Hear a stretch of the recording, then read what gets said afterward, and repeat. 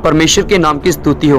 7 अप्रैल 2021 प्रांतकालीन मन्ना। आप चंगे हुए यदि तो अपने यहोवा परमेश्वर का वचन तन मन से सुने। तुम्हारा चंगे करने वाला यहोवा मैं हूँ। निर्गमन 15:26 वचन, जहाँ हमें चंगा करने के लिए परमेश्वर के द्वारा रखी गई पहली शर्त है, परमेश्वर यहोवा का वचन तन मन से सुन। शायद प्रभु आपसे आपकी बीमारी के समय बात कर रहा होगा, परंतु आप उसके वचन को सुन नहीं रहे होंगे। वह अपने वचन के द्वारा उनको चंगा करता और जिस गड्ढे में वह पड़े हैं उससे निकालता है। भजन संहिता 107 का 20 वचन, उसने वचन में चंगाई है। सूबेदार ने कहा, केवल मुखे से कह दी तो मेरा सेवक चंगा हो जाएगा। मत्ती 8:8 वचन, यदि प्रभु यीशु के द्वारा कहे गए एक वचन से सूबेदार का सेवक चंगा हो सकता है, तो हम जो परमेश्वर के बच्चे, जब हम प्रभु के सेवक हैं, उसके वचनों के द्वारा कितना अधिक चंगे हो सकते हैं। उसने उन आत्माओं को जो अपने वचन से निकाल दिया और सब बीमारियों को चंगा किया। मत्ती 8:16 वचन, मेरी भेड़ी मेरा शब्द सुनती हैं। यूहन्ना 10:27 वचन, इसलिए यदि आप परमेश्वर की संतान है और बीमार हैं, तो प्रभु नीचे आपसे बात करके आपको चंगा करना चाहता है। जब प्रभु बात करता है, उसके वचन हमारे परेशान हृदय में शांति लाते हैं। वे अपनी प्रजा से शांति की बातें कहेगा।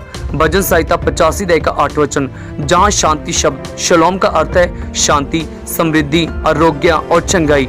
इसलिए जब हम परमेश्वर की आवाज सुनते हैं तो वह हमारी व्याकुल आत्मा में शांति, हमारे शरीर में चंगाई और हमारे प्राण में समृद्धि लाती है। एक बार एक परमेश्वर की संतान को एक कड़ा दिल का दौरा पड़ा।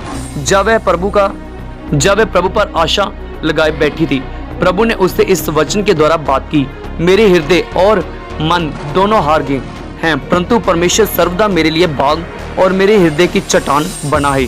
भजन संहिता 73:26 वचन, उसने वचन पर विश्वास किया और वह उसके लिए अद्भुत वचन दे कि उसे दौरा नहीं पड़ेगा। तब प्रभु ने स्पष्ट रीति से कहा, विपत्ति दूसरी बार पड़ने ना पाएगी। नहम्याह 1:9 वचन, वह अपनी ऊपरी मंजिल वाले कमरे में वापस जाना चाहती थी और इस विषय में उसने प्रभु से प्रार्थना की। तब प्रभु ने उसे जो वचन दिया, द्वारा प्रकर्मी करूंगा और वह उसके नाम से ऊपर नीचे चले फिरेंगे। जकरिया 10:12 वचन, इसी प्रकार वह यहोवा के नाम से ऊपर नीचे चलने फिरने के लिए बलवंत हुई। परमेश्वर के प्रिय संतान, इससे अचंभा मत करो, क्योंकि वह समय आता है कि जितने कब्रों में हैं उसका शब्द सुनकर निकलेंगे। यूहन्ना 5:28 और 29 वचन, यदि परमेश्वर का शब्द उनको जो कब्रों में है उनको जिलाकर बाहर निकाल सकता है, तो आप जो परमेश्वर की बहुमूल्य संतान है, कितना अधिक उसकी आवाज सुनकर अपनी बीमारी में से निकल सकते हैं। विश्वास से अपने बिस्तर से उठें, क्योंकि परमेश्वर का वचन आपके पास आया है। उसी के मार खाने से तुम चंगे हुए। God bless you.